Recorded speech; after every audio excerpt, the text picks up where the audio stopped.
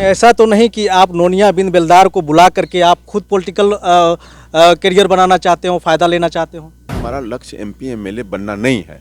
हमारा लक्ष्य है कि हमारे समाज को हक कैसे मिले, हमारे समाज को एसटी का दर्जा कैसे मिले। नोनिया बिन बेलदार को बुला करके आप सरकार को ये जताना चाहते हो कि हमारे पास साथ इतना वोटर है, आप हमारे साथ आते हैं तो आपको भी फायदा होगा। एक चीज़ आप में देखने को मिल रहा है कि आप आरजेडी, जदयू, कांग्रेस, माले जो भी है सभी का विरोध कर रहे हैं, लेकिन बीजेपी का विरोध आप नहीं कर रहे हैं। मतलब ठगैती हुआ है, इसलिए हम बारी बारी से लड़ रहे हैं। हम लोग बहुत कमजोर लोग हैं। बेलन महारैला आप रखा है, ये क्या है नाम, इसका मतलब क्या, अर्थ क्या है? बेलन का सवाल है रोटी से और रोटी का सवाल है आरक्षण से। आरक्षण मिलेगा तो नौकरी मिलेगा, नौकरी मिलेगा तो पैसा मिलेगा, पैसा मिलेगा तो फिर हम रोटी का इंतजाम करें। जब बेलन महिलाएं उठा लेती हैं तो मर्दों का आधिपत्य समाप्त हो जाता है। अब है कि आपके साथ यातना नहीं, अब रन होगा। नमस्कार, मैं युवराज, आप देख रहे हैं डेमोक्रेटिक लाइव। देखिए, पटना में सर्दी बहुत है और सर्दियों के बीच राजनीतिक गर्माहट भी बहुत तेजी से बढ़ रही है और इसी बीच नोनिया बिन बेलदार का अब महारैली होने वाला है और उसके प्रदेश महासचिव बच्चू प्रसाद बीरू हमारे साथ मौजूद है। हम इनसे बात करेंगे कि जो 11 फरवरी को जो महारैला होने वाला है, क्या कुछ ये रणनीति बनाए, उनसे हम चर्चा करेंगे और बात करेंगे कि किनके साथ जाएंगे, कौन पॉलिटिकल पार्टी इनके साथ आएगी या नहीं आएगी, इनके साथ कोई पॉलिटिकल पार्टी का बैनर भी दिखेगा या किसी पॉलिटिकल पार्टी का बैनर नहीं दिखेगा। हम बात करते हैं। सबसे पहले सर, आपको हमारे चैनल में बहुत बहुत स्वागत है। आपका बहुत धन्यवाद। सर, पॉलिटिकल गर्मी तो बढ़ ही चुका है पटना में, अब इसी बीच आप एक और गर्माहट ला दिए हैं महारैला करके। इसके बीच आप जो रैली कर रहे हैं, क्या बताना चाहते हैं आप सरकार को, क्या मैसेज देना चाहते हैं? सरकार को हम मैसेज देना चाह रहे हैं कि हम वर्षों से इस मांग के लेकर के और संघर्ष कर रहे हैं। अब हमारे लिए आखिरी समय है ये, मतलब कि अब इस लड़ाई से हम लोग उब चुके हैं और इस बार आर पार की लड़ाई है। आप आरक्षण हमको दे दीजिए। आपको आरक्षण देने का हक नहीं है, ये भी हम जानते हैं। आपको वह शक्ति नहीं है, वो पावर नहीं है। आप सुविधा हमको दे सकते हैं, ये हमें जानकारी है, ये हमें मालूम है।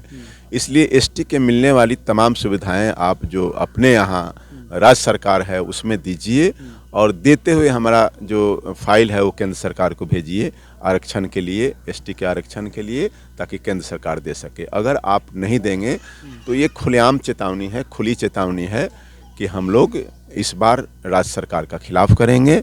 राज्य सरकार के समर्पित जो पार्टियां हैं, वो कांग्रेस हो, आरजेडी हो, जेडीयू हो, किसी को हम लोग वोट नहीं करेंगे। इनके खिलाफ में हम लोग वोट करेंगे। यानी कि एक हाथ आरक्षण और दूसरे हाथ वोट।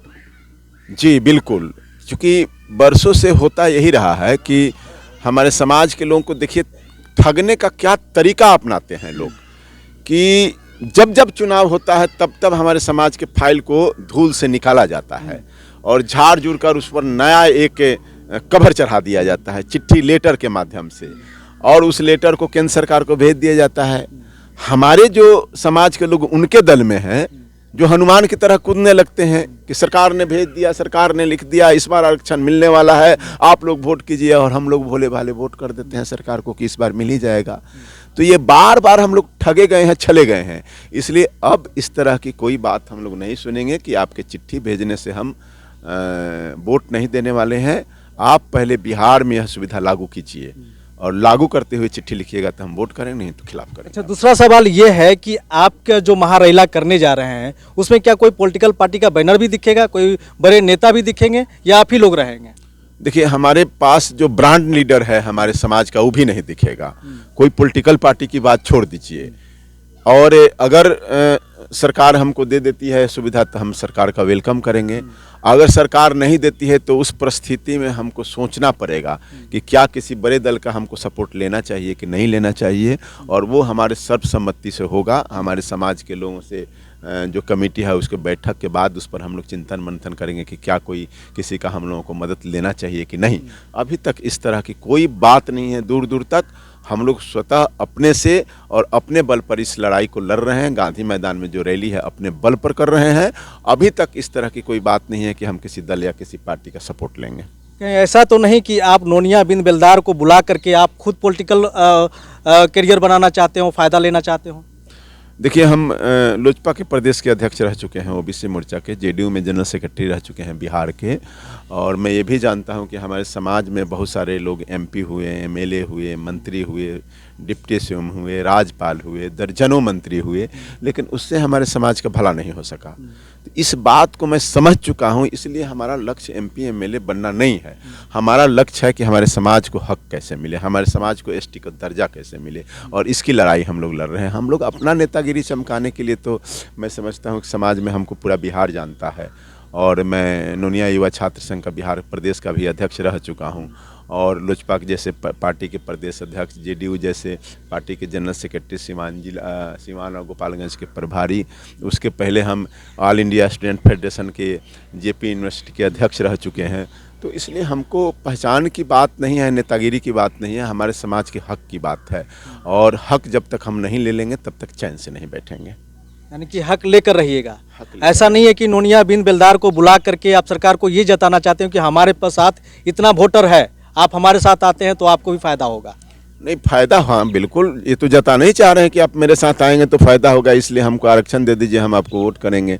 नहीं दीजिएगा तो हम आपको उखाड़ फेंकेंगे। हो सकता है हम पासंग का काम ही करेंगे। पासंग मतलब समझते हैं ना, थोड़ा सा बैलेंस अगर गड़बड़ा जाएगा तो आप हल्का हो जाएगा, वो भारी हो जाएगा, और मेरे पीछे अगर कोई बड़ी ताकत खड़ा हो जाएगा उस परिस्थिति में तो आपको हल्का हो ही जाना है। इस बीच एक चीज़ आप में देखने को मिल रहा है कि आप आरजेडी, जदयू, कांग्रेस, माले जो भी है सभी का विरोध कर रहे हैं, लेकिन बीजेपी का विरोध आप नहीं कर रहे हैं। केंद्र में उन्हीं की सरकार है, चूँकि केंद्र में भी वही आपको आरक्षण भी देंगे, उनका विरोध नहीं कर रहे हैं। क्या मैसेज है ये? देखिए, हम लोगों के साथ मतलब ठगैती हुआ है, इसलिए हम बारी बारी से लड़ रहे हैं। हम लोग बहुत कमज़ोर लोग हैं। एक ही साथ हम आरजेडी, जेडीयू और इंडिया गठबंधन के साथ लड़े, एक ही साथ एनडीए गठबंधन के साथ लड़े, ये संभव नहीं है। हम लोग बहुत कमज़ोर लोग हैं, तो बारी बारी से लड़ रहे हैं। पहले आपसे लड़ रहे हैं, क्योंकि आप एक सुविधा दे दीजिएगा तो ताकतवर है, फिर केंद्र सरकार से लड़ेंगे। एक ही बार हम लोग दोनों से लड़ने में अक्षम हैं, इसलिए यह लड़ाई सीधे राज्य सरकार से है कि आप पहले हमको आप सुविधा दीजिए, सुविधा नहीं दीजिएगा वोट नहीं करेंगे। और जब राज्य सरकार दे देती है तो तुरंत हम लोग पलटी मारेंगे केंद्र सरकार पर, फिर केंद्र सरकार से लड़ेंगे हम लोग। अच्छा, लास्ट सवाल ये है कि आपने बेलन महारेला आप रखा है, ये क्या है नाम, इसका मतलब क्या, अर्थ क्या है? बेलन का सवाल है रोटी से, और रोटी का सवाल है आरक्षण से। आरक्षण मिलेगा तो नौकरी मिलेगा, नौकरी मिलेगा तो पैसा मिलेगा, पैसा मिलेगा तो फिर हम रोटी का इंतज़ाम करेंगे। और ये महिलाओं का हथियार भी है। जब बेलन महिलाएं उठा लेती हैं तो मर्दों का आधिपत्य समाप्त हो जाता है। एक महिला अगर किसी मर्द के पीछे लेकर बेलन लेकर चल दे तो मर्द जो है तो है शर्मसार हो जाता है। और लाखों महिलाएं जब लेकर आ रही हैं नीतीश जी से अपना बेलन लेकर पूछने के लिए कि आरक्षण दीजिएगा कि नहीं, तो समझ लीजिए क्या हो सकता है। कुछ और भी लोग हैं, इनसे भी बात कर लेते हैं। थोड़ा पीछे आ जाइए, आप लोग से भी बारी बारी बात कर लेते हैं। के कई लोग नेता हैं, बात करते हैं। क्या मैसेज देना चाहते हैं? सरकार को एकदम नहीं रहने दीजिएगा, इंडिया गठबंधन को। रहिए आप लोग। सरकार को रहना नहीं रहना, सरकार को तो जनता है तो सरकार तो रहेगी ही। सरकार हम लोग का जो सुविधा है वो क्यों वंचित कर रही है, ये विषय। हम लोग कुछ न नया मांग रहे हैं न नया कर रहे हैं। ऑलरेडी सरकार के यहाँ 90 के दस्तावेज से भी जो सरकार के आरजीआई रिपोर्ट में वो लगा हुआ, सरकार उसी चीज़ को लागू करे ना। हम कुछ नया मांग कहाँ रहे हैं? सरकार प्रस्तावित करती है कि दे रहे हैं, और मुझे तो मिला हुआ भैया 90 के दस्तावेज में आपके यहाँ उपलब्ध है, तो हम आपसे आग्रह कहाँ कर रहे हैं? तो मेरा दिया हुआ है, सिर्फ आप उसको लागू तो कर दीजिए। सिर्फ हक मांग रहे हैं। हाँ, हक मांग रहे हैं, मांगने के नहीं, मांग नहीं रहे, मांग तो रहे थे वर्षों से। क्षमा मांगते रहे, अब क्षमा मांगते रहे, क्षमा मांगना बंद हो गया। अब है कि आपके साथ यातना नहीं, अब रण होगा। अब रण की तैयारी चल रही है कि 2024 और 26 की रण में ये युद्ध, आपका चुनाव युद्ध होगा तो हमारे भी अधिकार का, आरक्षण का युद्ध होगा। और आप आर या तो हम पार, सरकार जो निर्णय ले हमारे आरक्षण को दे, या सरकार अपनी सत्ता से अपने आप को हस्तविहीन हो। तो ये सरकार से एजेंडा है मेरा कि आप सत्तासीन है तो हमारे एजेंडाओं को ना कोई नया एजेंडा है, ना नया एजेंडा दे रहे हैं आपके बीच। एजेंडा मेरा पहले से, एजेंडा मेरा दे दीजिए, आरक्षण दे दीजिए। तो देखिए, सर्दियों में गर्माहट बढ़ चुकी है, पॉलिटिकल गलियारों में गर्माहट बढ़ चुकी है, और इसी बीच नोनिया बिंद बेलदार ने भी आगाज कर दिया है कि इंडिया गठबंधन को हम सबक सिखा कर रहेंगे 2024 में भी और 2025 में भी। तो देखते रहिए आप डेमोक्रेटिक लाइव, और अपनी प्रतिक्रिया कमेंट बॉक्स में जरूर डालिए। धन्यवाद।